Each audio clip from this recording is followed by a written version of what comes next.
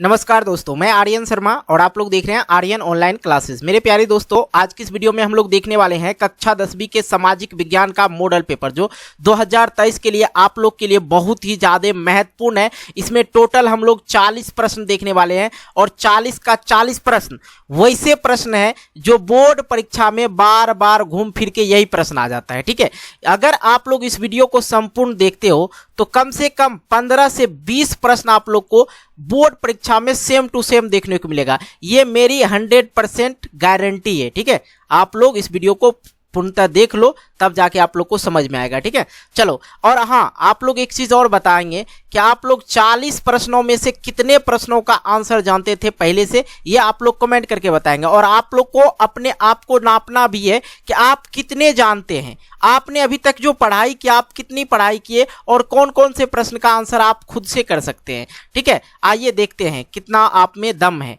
चलिए, सबसे पहला नंबर प्रश्न देखते हैं। ब्रेस्ट लिटोवस्क की संधि किन देशों के बीच हुई थी? और ये प्रश्न जो है बहुत ही ज्यादा भिभी है। ब्रेस्ट लिटोवस्क की संधि किन देशों के बीच हुई थी? ऑप्शन ए है रूस और इटली, ऑप्शन बी है रूस और फ्रांस, और ऑप्शन सी है रूस और इंग्लैंड, और ऑप्शन डी है रूस और जर्मनी। ब्रेस्ट लिटोवस्क की जो संधि हुई थी किन दो देशों के बीच हुई थी, ये बताना है। ठीक है, तो इसका जो राइट आंसर हो जाएगा डी हो जाएगा, रूस और जर्मनी के बीच हुआ था। आप लोग को समझ में आ रहा है? कहीं कोई दिक्कत नहीं। याद रखना, अगर कभी भी प्रश्न आ जाए ऐसा, ब्रेस्ट लिटोवस्क की संधि किन दो देशों के बीच हुई थी?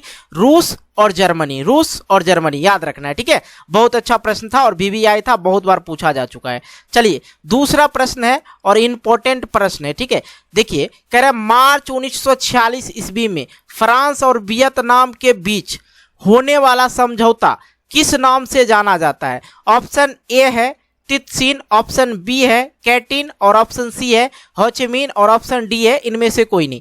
मेरे प्यारे भाई, बहुत सारे बच्चे को लग रहा होगा कि भाई होचिमिन होगा या कैटिन होगा, क्या होगा, नहीं होगा। ये सारे के सारे ऑप्शन जो है बिल्कुल तरह से गलत है। तो कौन सा समझौता हुआ था वो पहले मैं आप लोग को बताता हूं।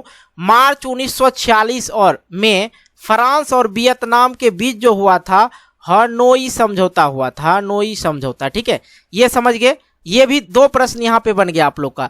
मार्च 1946 में फ्रांस और वियतनाम के जो बीच समझौता हुआ था, हनोई समझौता हुआ था। ठीक है, और इसका जो राइट आंसर हो जाएगा डी, क्योंकि ऑप्शन में नहीं दिया गया है। बिल्कुल अच्छी तरह समझिएगा। नेक्स्ट प्रश्न देखते हैं।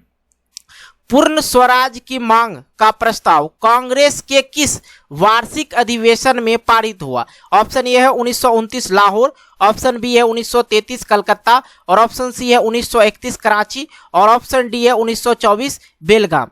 ठीक है, तीसरा नंबर का आप लोग का जो राइट आंसर हो जाएगा ए हो जाएगा 1929 में लाहौर में। कहाँ हुआ था? लाहौर में। पूर्ण स्वराज की मांग प्रस्ताव जो है कांग्रेस किस वार्षिक अधिवेशन में पारित किया था? 1929 ईस्वी में।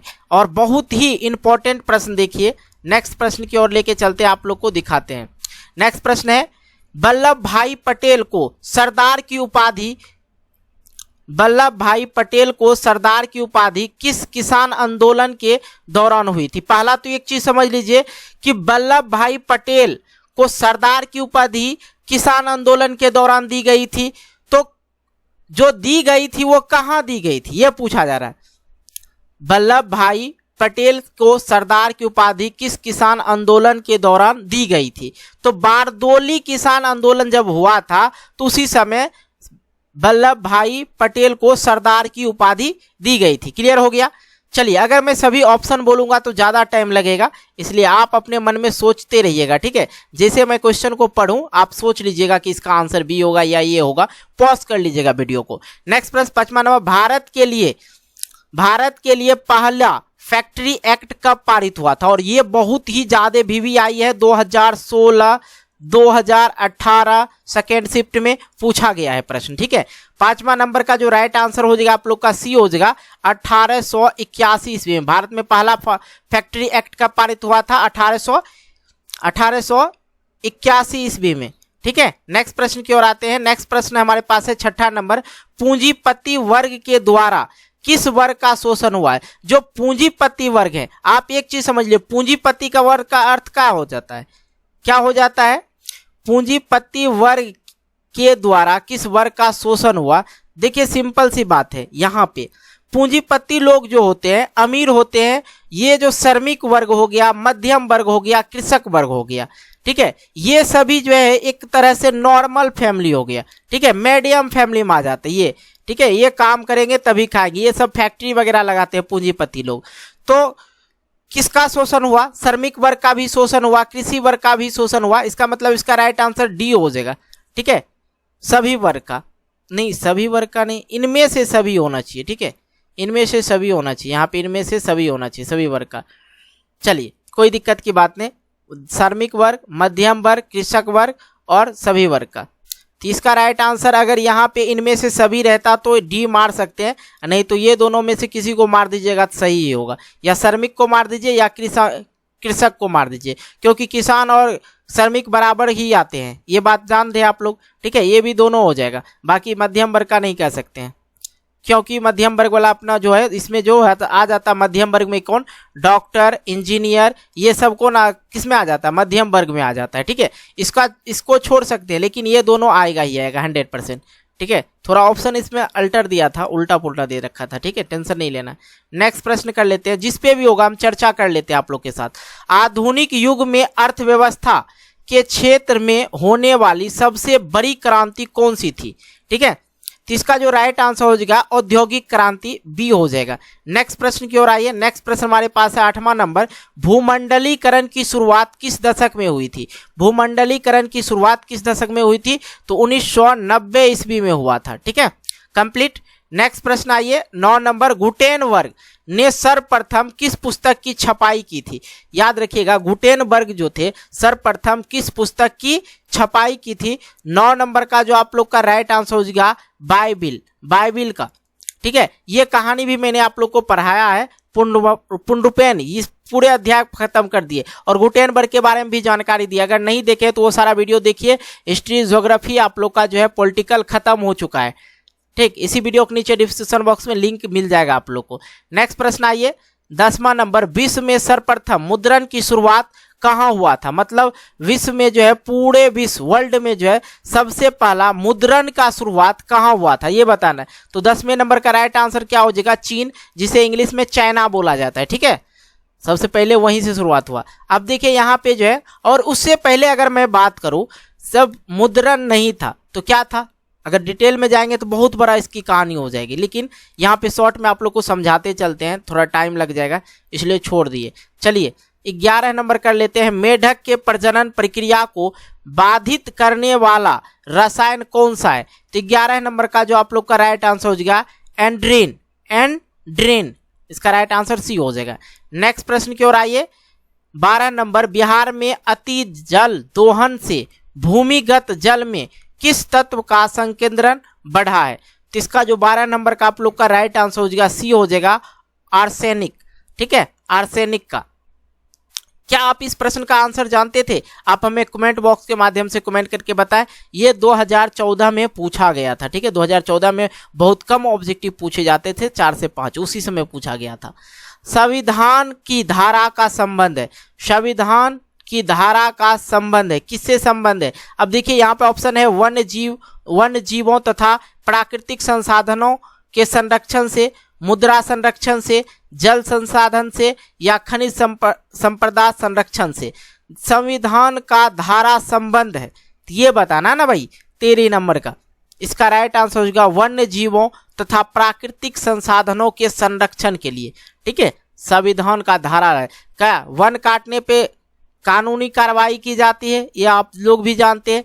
प्राकृतिक चीज को किसी भी तरह से नुकसान करने पे उस पे कानूनी कार्रवाई की जाती है। तो संविधान का धारा कहाँ हो रहा है? वन्य जीवों पर और प्राकृतिक संसाधनों को के संरक्षण पर, ठीक है। नेक्स्ट प्रश्न हमारे पास है 14 नंबर, बिहार के कितने प्रतिशत भौगोलिक क्षेत्र में वन का फैलाव है, ये बताना है, ठीक है, ये आप लोग जल्दी से बताइए।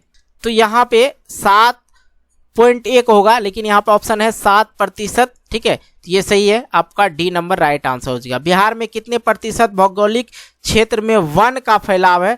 तो 7%, याद रखना है। नेक्स्ट प्रश्न की ओर आते हैं। नेक्स्ट प्रश्न है 15 नंबर, एल्युमिनियम बनाने के लिए किस खनिज की आवश्यकता पड़ती है? एल्युमिनियम बनाने के लिए किस खनिज की आवश्यकता पड़ती है? तो 15 नंबर का राइट आंसर हो जाएगा बॉक्साइट। इसका राइट आंसर डी हो जाएगा बॉक्साइट। नेक्स्ट प्रश्न हमारे पास है 16 नंबर, भारत के किस राज्य में सौर ऊर्जा के विकास की सर्वाधिक संभावनाएं हैं? ठीक है, 16 नंबर का जो आप लोग का राइट आंसर हो जाएगा सी हो जाएगा राजस्थान। क्या हो जाएगा? राजस्थान। नेक्स्ट प्रश्न हमारे पास है 17 नंबर, निम्नलिखित में से कौन छोटे पैमाने का उद्योग है? छोटे पैमाने का उद्योग मतलब समझते हैं, एकदम उसका उद्योग जो है बहुत ही ज्यादा छोटा हो। छोटे, अब देखियो चीनी उद्योग छोटा होगा, या कागज उद्योग छोटा होगा, या खिलौना उद्योग छोटा होगा, या विद्युत उपकरण उद्योग छोटा होगा। अब बताइए कौन सा इसमें से आप लोग को 17 नंबर का कौन सा आंसर लग रहा है? सभी को लग रहा होगा सी होगा, क्योंकि खिलौने का जो है, खिलौना बहुत ही कम चीजों में उपयोग किया जाता है, क्योंकि बच्चे के लिए बनाया जाता है खिलौना। इसका छोटा छोटा उद्योग रहता है, ठीक है, लेकिन चीनी बड़ा होता है, कागज का उद्योग भी और विद्युत का भी सबसे बड़ा होता है भाई। ठीक है, नेक्स्ट प्रश्न हमारे पास 18 नंबर, देश में कितने विशेष आर्थिक क्षेत्र ठीक है, देश में कितने विशेष आर्थिक क्षेत्र विकामीन है? तो 18 नंबर का आप लोग का जो राइट आंसर हो जाएगा डी हो जाएगा ना, डी हो जाएगा 5। नेक्स्ट प्रश्न हमारे पास है 19 नंबर, बिहार की सीमा में रेल मार्ग की कुल लंबाई कितना है? जो अपना बिहार है, ठीक है, अपना जो बिहार है, इसमें जो रेल की सीमाएं हैं कितनी किलोमीटर तक की, कितनी लंबाई है रेल की सीमाएं, ये बताना है। तो बिहार में कहाँ बहुत जगह रेल गई है, ये बात आप लोग भी जानते हैं, नॉर्मल सी बात है, और उसकी जो लंबाई पूछी जा रही है और कुछ नहीं। तो याद रखना आप लोग को 6283 किलोमीटर, मतलब 6283 किलोमीटर बिहार में रेलवे लाइन फैली हुई है, लंबाई है। 20 नंबर प्रश्न आप देखिए, 20 नंबर प्रश्न है, तल चिन्ह की सहायता से किसी स्थान विशेष को मापी गई ऊंचाई को क्या कहा जाता है? प्रश्न कुछ ज्यादा ही लंबा है। तल चिन्ह की सहायता से किसी स्थान विशेष को मापी गई ऊंचाई को कहा जाता है, क्या कहा जाता है ये बता। तल चिन्ह, तल मतलब क्या हो गया? ये तल हो गया, ये क्या हो गया? तल हो गया। ये चिन्ह से मापी गई ऊंचाई क्या कहा जाएगा, यही पूछा जा रहा है। समझ गए बात ना? उसको क्या कहेंगे? स्थानिक ऊंचाई। क्या कहेंगे? स्थानिक ऊंचाई। नेक्स्ट प्रश्न हमारे पास है 21 नंबर, जब हम लैंगिक विभाजन की बात करते हैं तो हमारा अभिप्रिय होता है। तो लैंगिक विभाजन की बात करते हैं, हमारा अभिप्रिय क्या होगा? ऑप्शन ए है स्त्री और पुरुषों के बीच जैविक अंतर, समाज द्वारा स्त्रियों और पुरुषों की दी गई असमानताएं, भूमिका, बालक और बालिकाओं की संख्या का अनुपात, लोकतांत्रिक व्यवस्थाओं में महिलाओं को मतदान का अधिकार ना मिलना। जो हमारा लैंगिक विभाजन की बात करते हैं तो हमारा जो है अभिप्रिय होता है, किस बात के लिए अभिप्रिय होता है? तो 21 नंबर का राइट आंसर हो जाएगा कि समाज द्वारा स्त्रियों और पुरुषों को दी गई असमानताएं भूमिका। ठीक है, असमानताएं भूमिका। और आज से नहीं, बहुत पहले से, कुछ दिन ऐसे थे जब महिलाओं को मतदान नहीं देने देता है। महिला जो थी मतदान पहले नहीं देती थी, वोट वगैरह नहीं देती थी, और महिला को शिक्षा नहीं दिया जाता था। कुछ ऐसे पल थे जहां पे महिलाओं को शिक्षा वगैरह नहीं दिया जाता था। ये बात समझ रहे हैं ना? चलिए आगे बात कर लेते हैं। 22 नंबर, भारतीय संविधान के बारे में इनमें से कौन सा कथन सही है?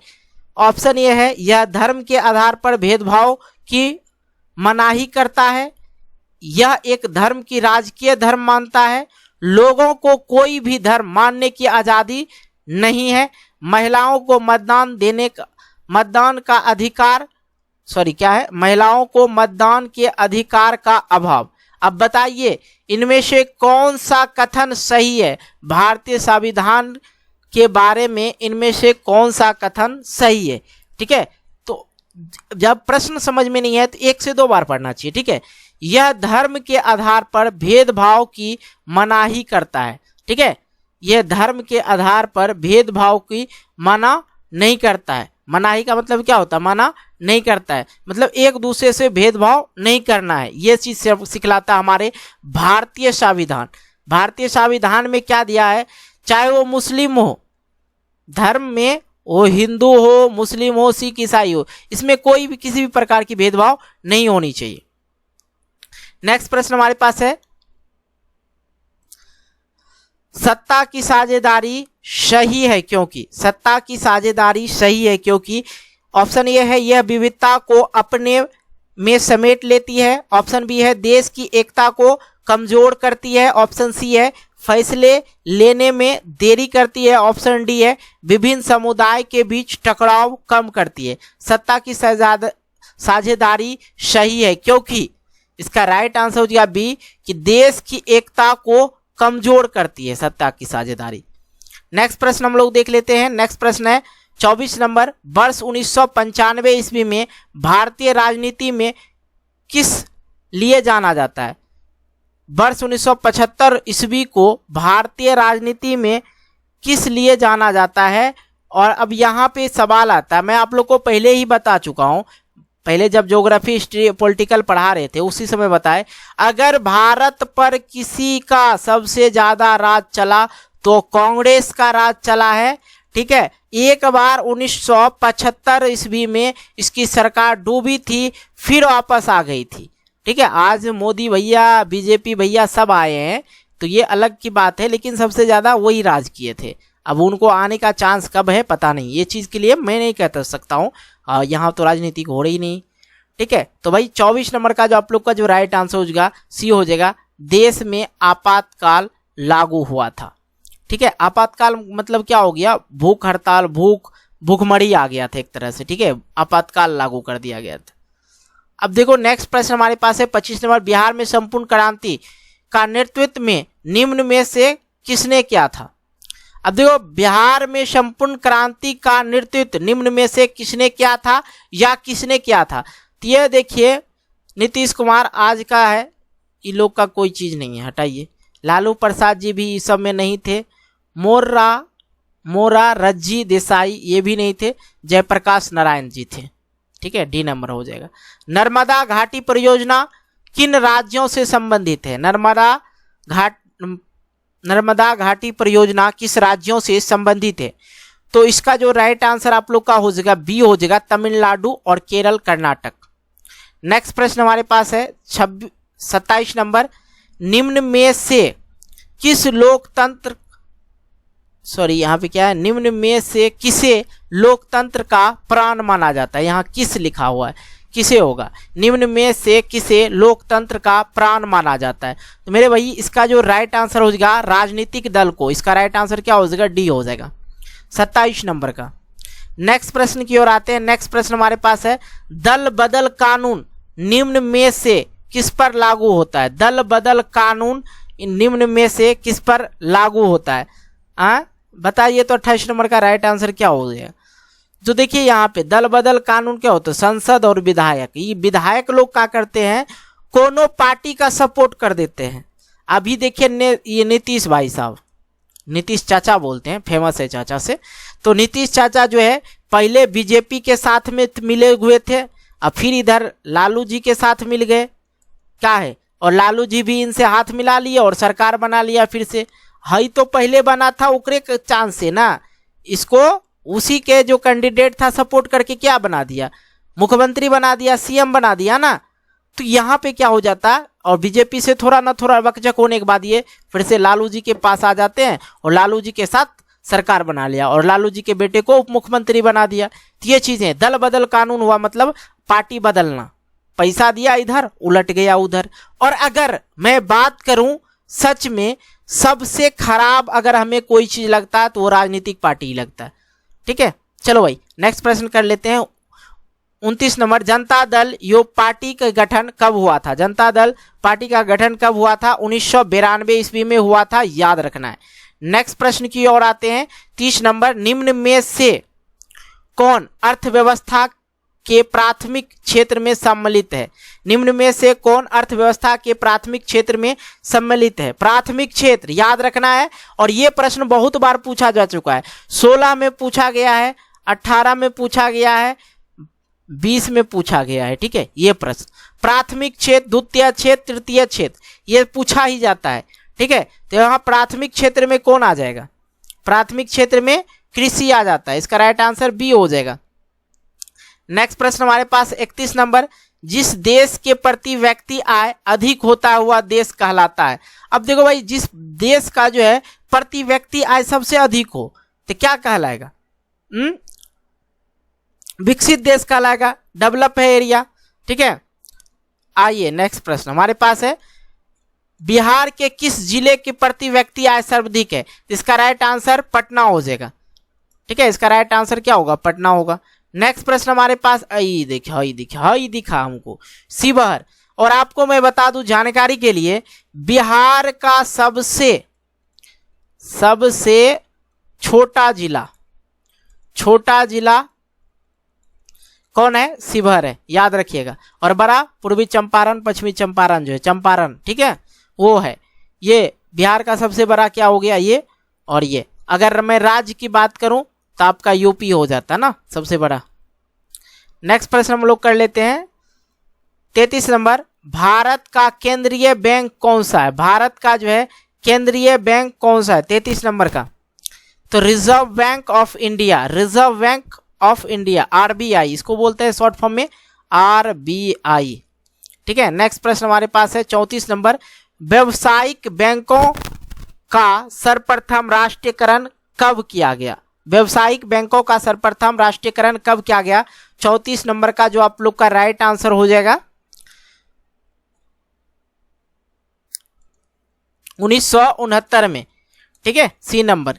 नेक्स्ट प्रश्न हम लोग कर लेते हैं 35 नंबर, ऊर्जा के मुख्य स्रोत क्या है? ऊर्जा का मुख्य स्रोत क्या है? कोयला भी तो है भाई, पेट्रोलियम भी है, विद्युत भी है, तीन में से सभी। और हाँ भैया, अगर प्रश्न का आंसर नहीं जानिएगा ना, अगर मिल जाए आप लोग को इनमें से सभी वाला, ठीक है, सभी वाला मिले तो ठोक देना है उसको, डायरेक्ट ठोक दीजिए, काहे कि ये 98% 99% सही रहता है। ठीक है, 1-2% ही गलत मिलती है। नेक्स्ट प्रश्न हमारे पास है 36 नंबर, इनमें से कौन सी बहुराष्ट्रीय कंपनी है? इनमें से कौन सी बहुराष्ट्रीय कंपनी है? इसका राइट आंसर हो जाएगा, ये देखिए, फोर्ड मोटर्स भी तो है, सैमसंग भी है, कोको कोला भी है, तो इनमें से सभी। इसका राइट आंसर डी हो जाएगा। नेक्स्ट प्रश्न हम लोग कर लेते हैं 37 नंबर, उपभोक्ता का अधिकार दिवस कब मनाया जाता है? उपभोक्ता का अधिकार दिवस कब मनाया जाता है? 37 नंबर का राइट आंसर हो जाएगा आप लोग का 15 मार्च। और 1 मई को, याद रखिएगा, 1 मई को मजदूर दिवस मनाया जाता है, मजदूर दिवस। ठीक है, मजदूर दिवस भी मनाया जाता है। नेक्स्ट प्रश्न हमारे पास है 38 नंबर, यदि किसी वस्तु या सेवा का मूल्य 20 लाख से अधिक तथा 1 करोड़ से कम है तो उपभोक्ता कहां शिकायत करेगा? और ये बहुत ही ज्यादा वीवीआई प्रश्न है। अगर किसी वस्तु का मूल्य 20 लाख से अधिक हो और 1 करोड़ से कम हो तो उपभोक्ता कहां शिकायत करेगा? तो 38 नंबर का राइट कहां होगा? राज्य आयोग में, राज्य आयोग में वो शिकायत करेगा। नेक्स्ट प्रश्न हमारे पास आ गया है 39 नंबर, सुनामी का प्रमुख कारण क्या है? सुनामी का प्रमुख कारण क्या है? यही ना, तो इसका जो राइट आंसर हो जाएगा समुद्र में भूकंप आना। समुद्र में जब सुनामी आता है, समुद्र में जो है भूकंप जब आता है तो पानी की लहरें दौड़ते हुए उधर से आती है और मकान जितने भी रोड तोड़ते हुए निकल जाती है। और ये जितने जल्दी आती है और उतने जल्दी ये चली भी जाती है। 40 नंबर, भूकंप केंद्र के ऊर्ध्वाधर पृथ्वी पर स्थित केंद्र को क्या कहा जाता है? ठीक है, क्या कहा जाता है? अधिकेंद्र कहा जाता है। भूकंप केंद्र के ऊर्ध्वाधर पृथ्वी पर स्थित केंद्र को क्या कहा जाता है? अधिकेंद्र कहा जाता है। तो आई होप आप लोग 1 से 40 तक के सभी प्रश्न को समझ गए होंगे। ठीक है, और आप लोग एक बात कमेंट करके जरूर बताना कि 1 से 40 तक के प्रश्नों में से आप कितने प्रश्नों का आंसर पहले से जानते थे। साथ ही हम आपको बता दें, अगर इसका PDF वगैरह चाहिए तो आप हमारे वेबसाइट पे विजिट कर सकते हैं। कैपिटल में लिखिएगा कैपिटल में A लिखना है। ठीक है, online without space online classes.com। ठीक है, वहां पे जाके आप लोग विजिट कर सकते हैं। और हाँ, अभी तक यार चैनल को सब्सक्राइब नहीं किए तो चैनल को सब्सक्राइब कर लेना, वीडियो को लाइक कर देना, दोस्तों के साथ शेयर कर देना। और हाँ, एक लाइक जरूर करना, आपका एक लाइक मुझे मोटिवेट करता है एक नई वीडियो बनाने के लिए, इसलिए आपका एक लाइक मुझे चाहिए। तो मिलते हैं एक नई वीडियो को लेके, तब तक के लिए बाय बाय, जय हिंद, जय Bharat, take care, good bye.